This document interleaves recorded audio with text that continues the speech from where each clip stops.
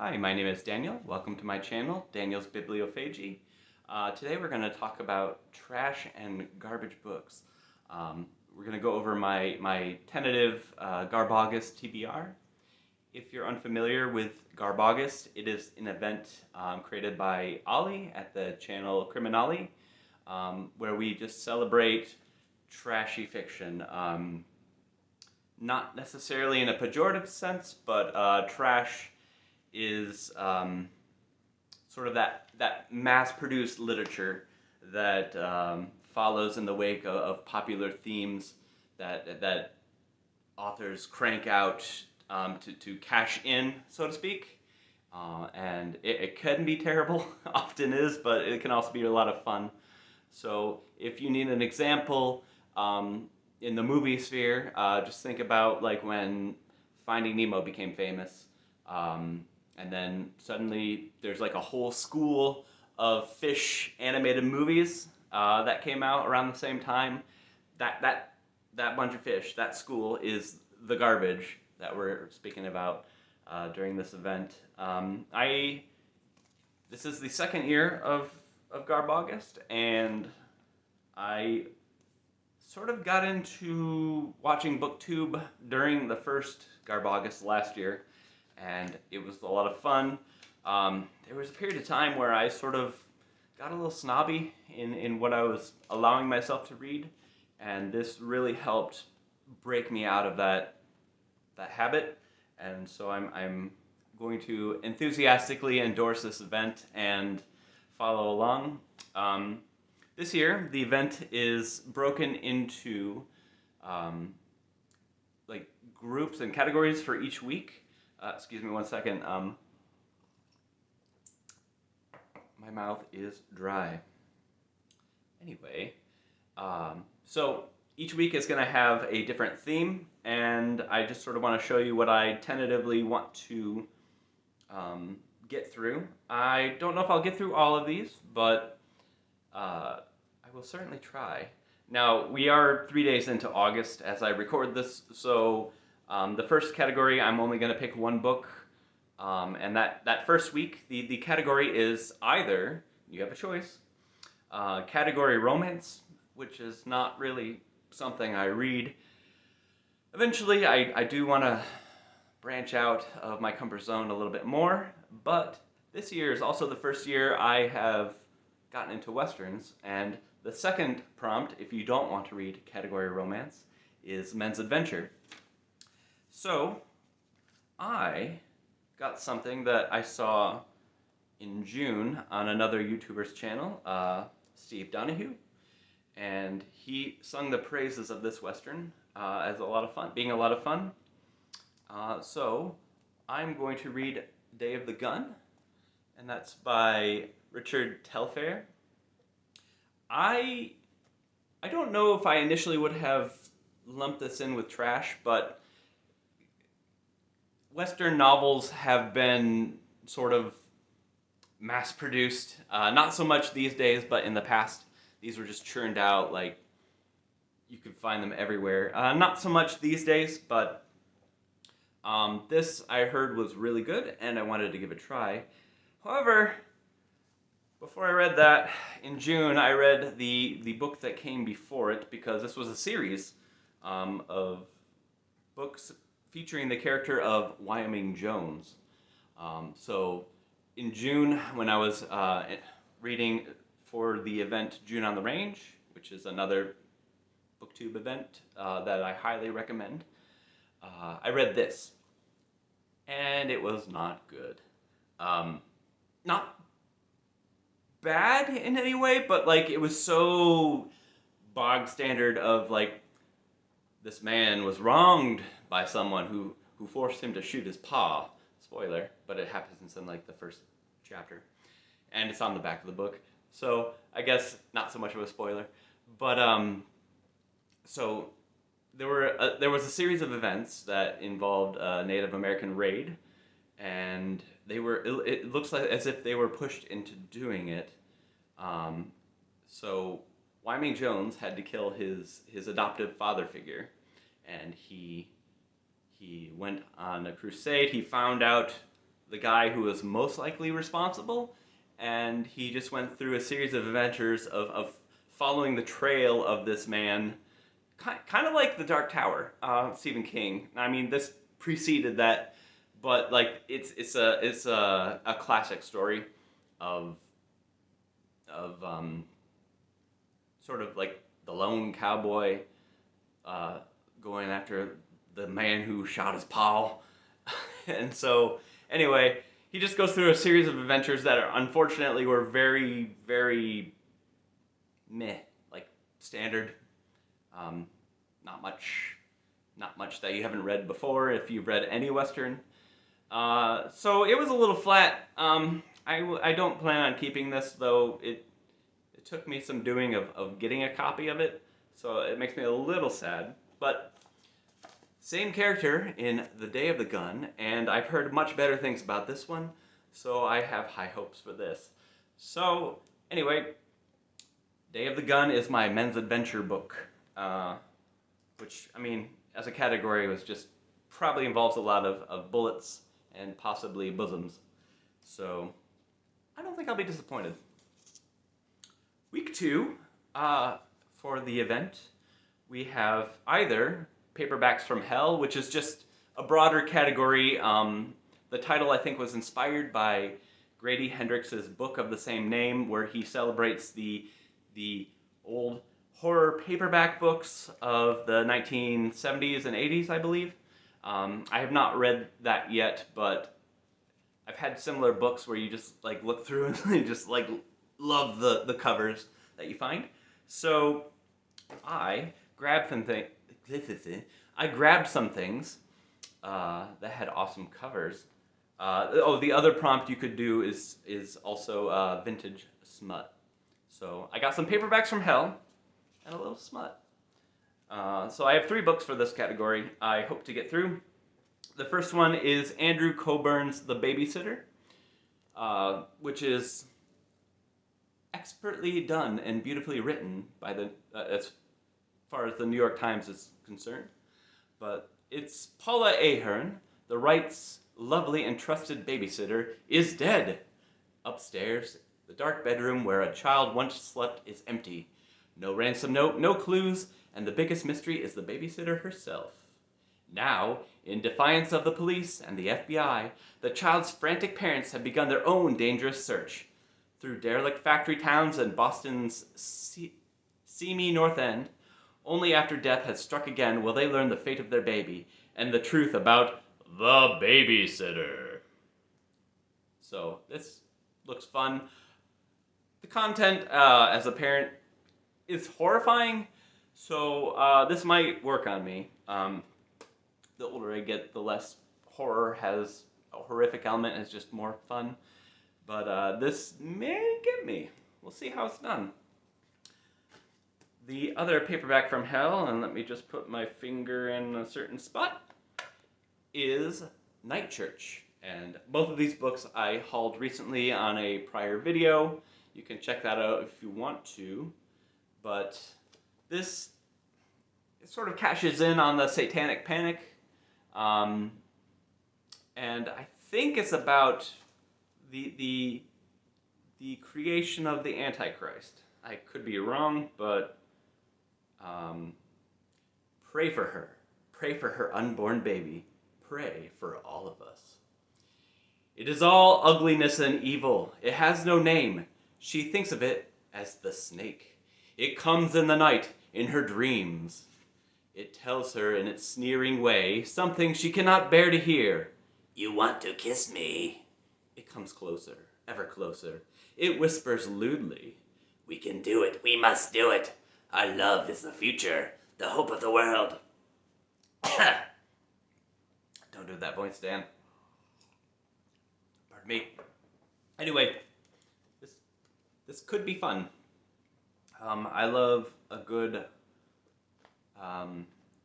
religiously themed horror book, so I think that just like hits us in a primal place, especially if you were if you grown up religious. So that is the other paperback from Hell. Okay, so for some vintage smut. This is not quite what they intended, I think, but it does have some vintage smut in it, and it is the Limerick, which is just a collection of limericks throughout history. We have stuff from the 1940s, the 1920s, basically times when you wouldn't really, oops, I just ripped it. Times when you really wouldn't expect, 1870, you wouldn't expect to see like horrible sex jokes involving everything that oughtn't happen. I and like if you don't know what a limerick is, it's a structure where I believe it's what is it? 3 long lines and 2 short lines that have like a rhyming structure. It's very simple. It's very folksy in a way, and I don't know. There really is no sterile generation when you think about it. I think a lot of people like have this idea of how people were in the past, but no, human nature has not changed like at all throughout the centuries. Everyone at some point has laughed at a sex joke. I don't care how prudish you are. Some of you just hide it better, but we all like to laugh. We all like to make dirty jokes from time to time. It's appropriately thematic for GarbAugust.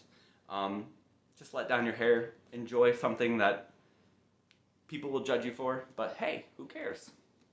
Read what you want. That is something I learned last year. And just embrace it, love it, and have fun. And more people will probably have fun in I almost said retaliation, but you know what I mean. You'll encourage people to have fun as well. So that's what this event is all about. And moving on to week 3, novelizations or books by famous people.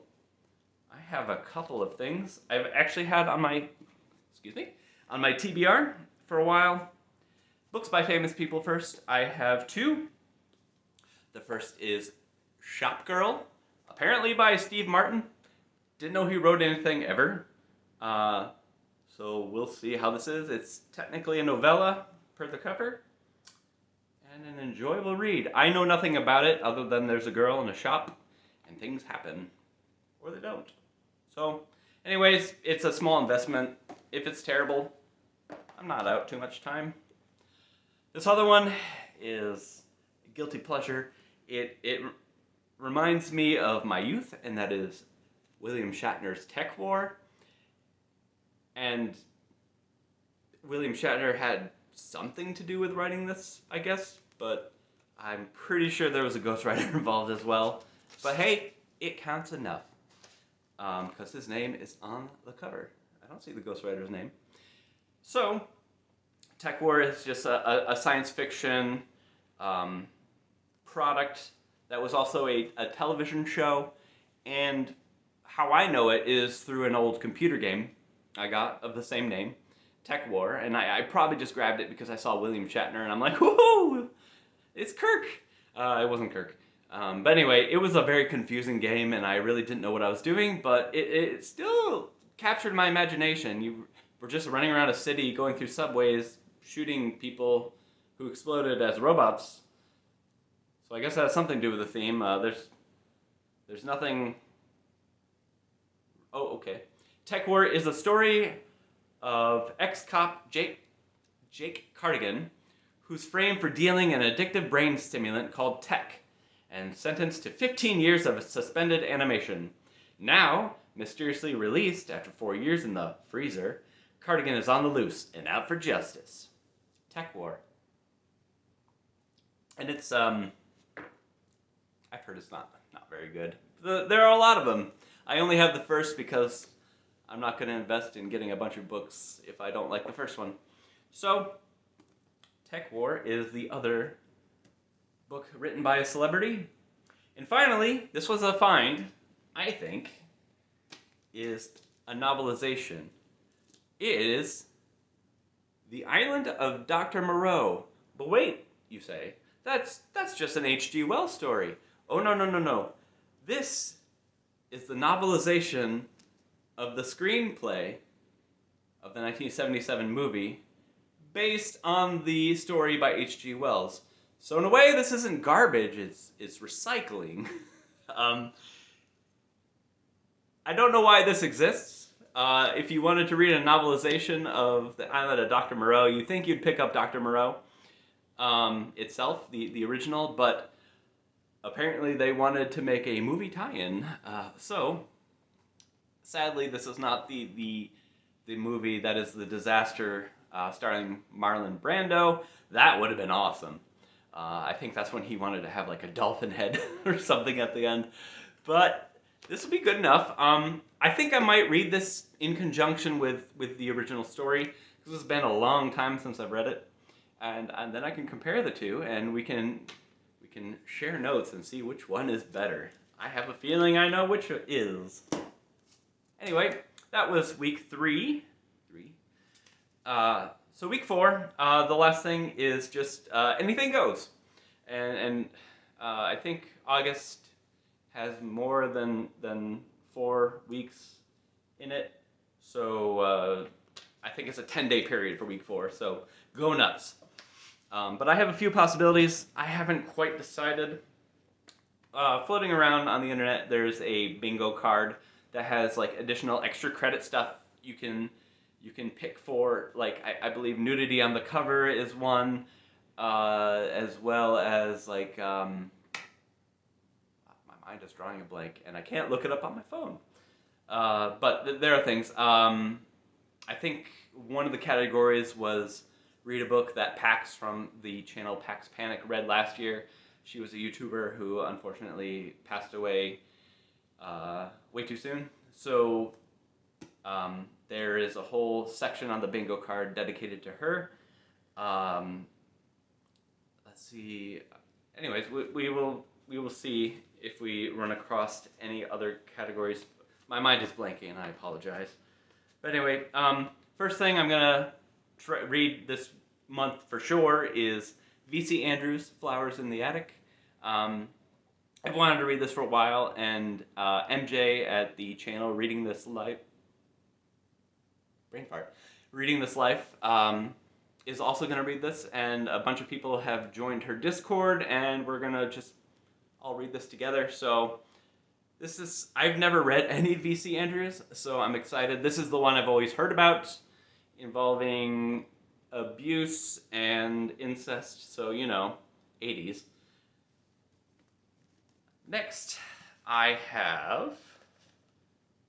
don't think this is technically a novelization, because I believe it's just a spin-off, but I have Flash Gordon, particularly Book 1, Massacre in the 22nd Century. This is not the first set of Flash Gordon books I know. I believe this is a separate series that started that doesn't as strictly follow the timeline of the show.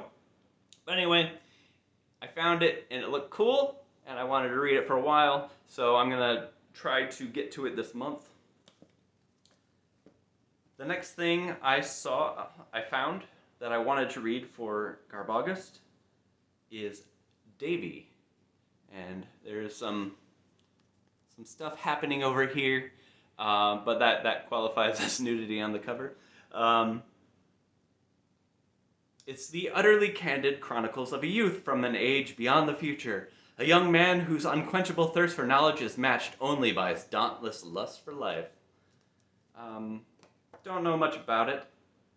So far as I'm concerned, sex can be rowdy or brimful of moonlight. So long as it's sex and no one's getting hurt, I like it. That's Davy.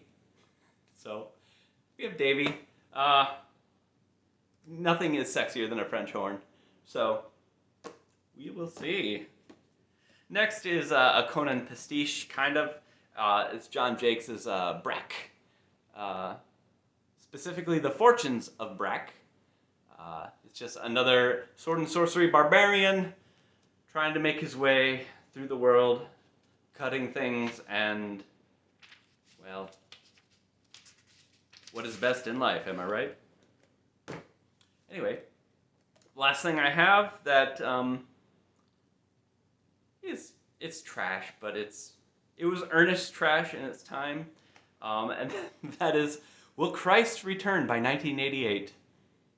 We shall see. Anyway, that's it for today. If you want, let me know what in the comments what trash you're gonna read this month. Please check out Criminali's channel if you want to get more information on GarbAugust as an event as a whole. There are also other hosts who sort of break down in a lot more detail than I could about what is trash. Like they go into obsessive detail, and it's actually really interesting. So check out around those channels. Steve Donahue, Roy Reads Anything, and many others. Like they will break down exactly what trash is and is not, and they are very adamant that it's not subjective, so they will objectively tell you what is trash. And with that, you have a great night, and I will talk to you later. Thank you.